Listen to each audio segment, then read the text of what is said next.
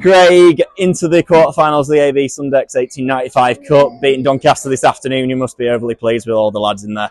Yeah, definitely. I think we showed some good signs out there today. Still areas where we need to tighten up. Got a little bit sloppy towards the end of that first half as we lost a lot of collisions offensively and defensively after getting into a 3-score lead. So we just need to make sure that we can tighten up them little aspects of the game, that when we've got a team on the ropes and we need to finish them off, we just fed them a little bit just to get back into the game. But with Corey Johnson's try just on half time, it just gives us a little bit of an advantage moving into half time.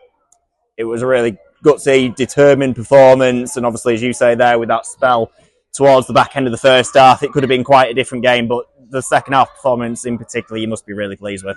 Yeah, definitely. I thought, we talked about last week, his execution in good ball against Widnes wasn't great. I thought we were a lot better today. There's still some areas where we can always get better, and we'll have a look at that and try and do some fix up there. But when you're talking after a game where you've scored 40 plus points, then it's obviously really pleasing from an attack point of view.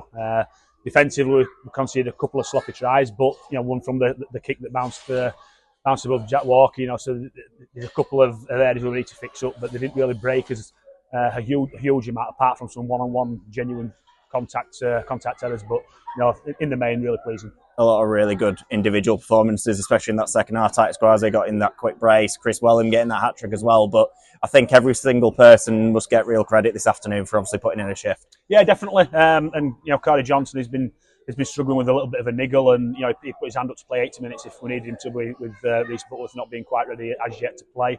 Once we got the scoreboard in our favour, then we could take him off for that sort of 10-15 minutes or so, and just give him a bit of a breather. But yeah, a lot of real good individual performances out there. Really pleased with Lewis Peachy as well. I know he didn't do a huge amount of minutes today, but he did the job that I wanted him to do, which will come on and give us a little bit of impact, a little bit of contact in the collision, which I thought he did.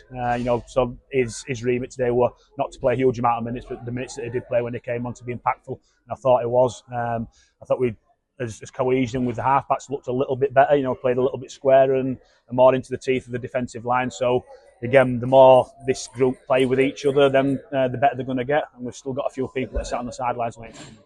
And as I say, great result. You can now use that as a confidence booster heading into that Featherstone trip next weekend, can't we? Yeah, definitely. And I guess they'll be thinking exactly the same. They've had a real good victory against Keighley today, and with a new head coach as well. They'll be thinking probably exactly the same as what we are. So it's up to us to make sure that we sort of correct some of the deficiencies that we've had today, but also build on some of the strengths that we've shown to put in a good performance over there.